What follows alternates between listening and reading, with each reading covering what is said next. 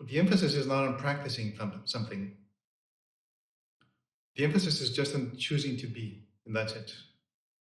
Choosing to be here is not a practice. A practice means that there's an intermediary action. There's me, whoever me is, practice, and then there's a goal for the practice. So there's three. But if I just, no, I will be, then it's almost like whoever you are and being, you fuse immediately. Then you are, you just choose. Yeah, that is the power that we have as consciousness. We choose to be. We choose out of a certain choicelessness. Nobody can choose whether they will be or not. That is not given. But if we are here, amplifying this information, this well-being, we are doing it for each other just by being here. We have chosen to be together, you see. If you look at that statement, oh, I chose to be there, we really change the meaning of the word. We choose to be together. So it's not some magical formula where there's an incantation and just out of being here, suddenly everything's fine. That's not how it is. This is not some means to an end. This is the end and the means. You choose to be here. That, you see, that is it. Maybe later, say, oh, I chose to be there, but then I forget and I was not there, so then I could forget myself, you see. But we are really amplifying and intensifying is the unlimitedness of our capacity to be always and everywhere, regardless of circumstances. Circumstances are just little pieces of the reference framework. In our being, then we can see that everyone has their own being.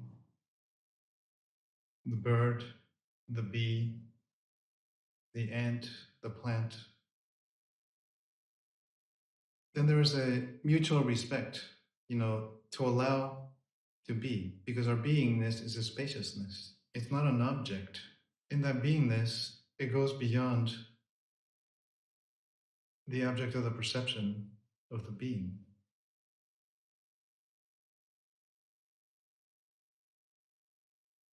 Until then, all the boundaries, all the structures in the reference frame, they just dissolve. And everything is our being.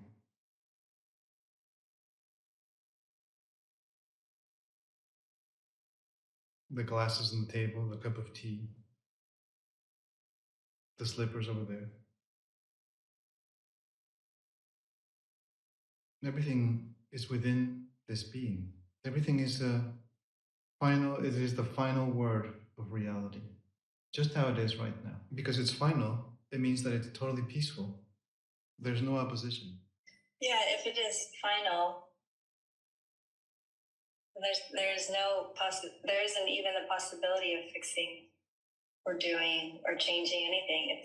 It is totally already done. And there's like a huge relief. Like I can't even do anything even if I wanted to, because there's no more anything. It's just done. And then it's like it's done, but I'm not done. And so then it feels like a huge lightness. Like I couldn't even really see the doingness and the non-acceptance, but until then, if I see it as a finality, then I can see like the relief, which means there was a doingness, and there was an entity thinking it could like hold on to something that is happening, or like that there is a process. Yes, as long as there is an entity, it means that I am pretending to be separate. There's somebody there doing things that I am not aware of. I am divided.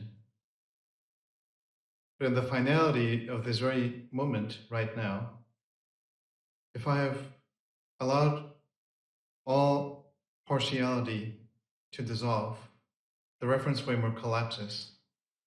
There's no longer any doing, and there's no longer any having. There's nothing to do, nothing to have, just to be. And whatever this beingness is the same as the flower and the light and the speck of dust and the cushion. It is part of it's just like it's all part of the same unified beingness. It may show different qualities, it may say different things, it may look differently, but it's all the same.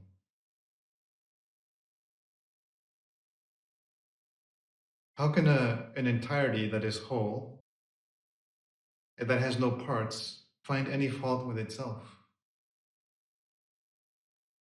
It cannot.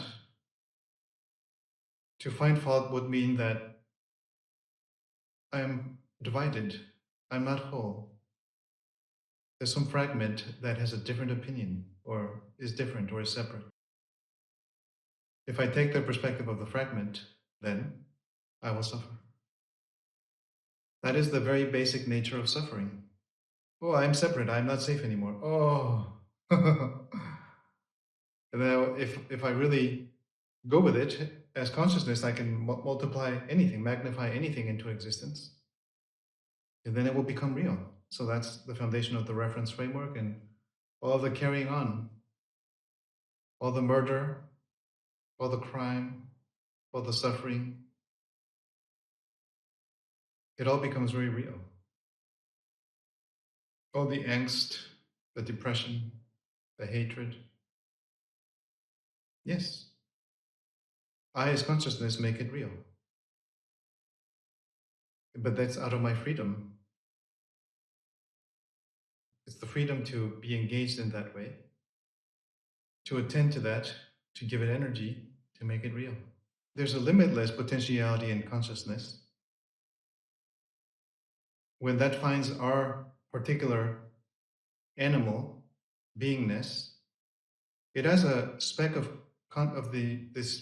this infinity potential is in our essence of our being. And when they speak to each other, and we have an intellect, a way to reason with ourselves, this conscious capacity that we have, then we speak about a different quality, which is conscience.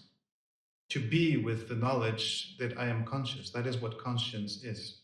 Oh, I have the understanding, the knowledge that actually I am consciousness. But then the scope of consciousness in our world is framed by a totally different perspective. Then I'm no longer, oh yes, murder, fine. Living, fine. Killing, fine. Everything's fine, because as consciousness, everything's fine. There's no judgment. But in conscience, in the knowing of the presence of consciousness as a human, you can say, then it is not so anymore. Then I know that it is not proper to engage in activities that will create suffering.